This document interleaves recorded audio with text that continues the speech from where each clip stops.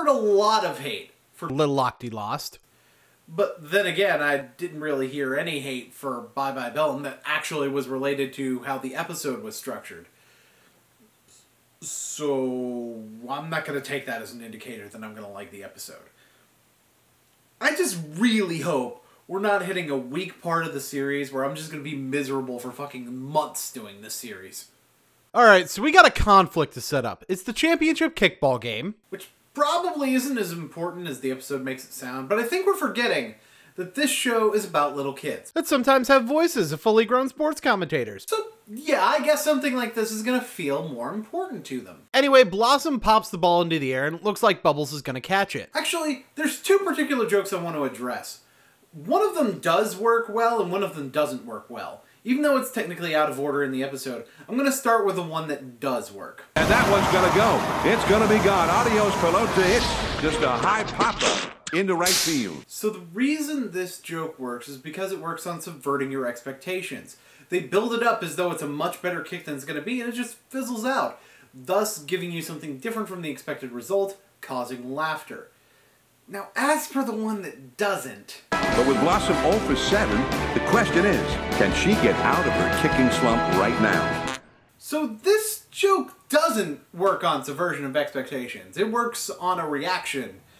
And that would be fine if not for the fact that the way that the line is delivered, there's really no place to put a reaction gag in. He just continues talking right after saying that Blossom's 0-7 today, and either the response should have come right before the 0-7 or right after the 0-7, preferably right after the 0-7, so as to not de-emphasize the punchline too much. But the way it is here, it looks like Blossom just plain got serious, and they put in a fart noise for the kids. Even though, if the fart is the punchline, then that's just lazy humor, and depending on who you ask, bad humor. Bubbles tries to get her stuffed animal Octi from the original series to catch the ball, resulting in Blossom's team winning the game. You know, at first I was willing to say, yeah, Bubbles is a fucking moron.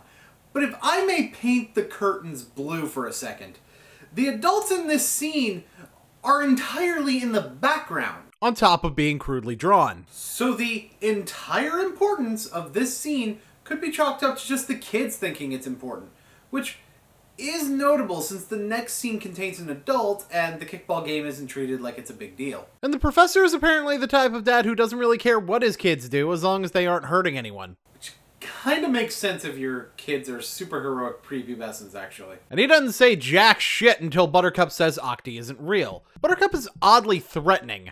Guess what happens? This is a bit different from the other episodes, and I'm not sure if this was intentional, but at the moment we're not 100% sure who was in the wrong here. After all, Bubbles was a fucking idiot for trying to get a stuffed animal to catch a ball. That's quite literally larger than it. But at the same time, Buttercup is being a little bit harsh by stealing it in her sleep. Buttercup gets attached to Octi and goes out with it. Because the professor doesn't give a shit, presumably. And we meet Packrat. He likes shiny things, much like the jacket Buttercup won at the Carnival Fair vague thing. And now we know that Buttercup is definitely in the wrong at this point. I mean, it's one thing to take the thing and hide it in the house, but it's a whole nother to go out with it and get it a jacket that unintentionally, and without Buttercup really knowing, to be fair, puts the thing in more danger.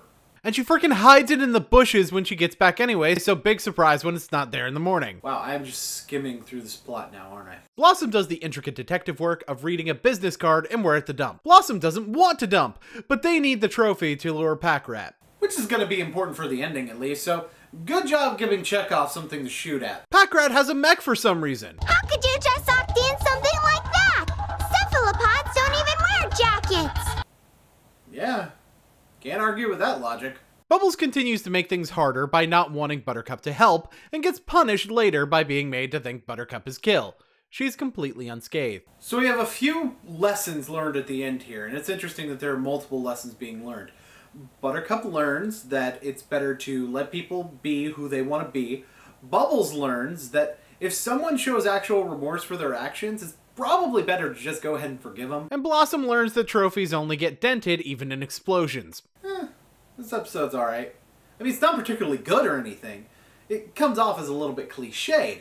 But they do a good job of using everything that they set up for some kind of payoff. I didn't go over everything that they used, admittedly, but still, you get the idea from what I did point out. And again, it's a little bit cliched, but you know what? You know what? It's not Bye Bye fucking Bellum!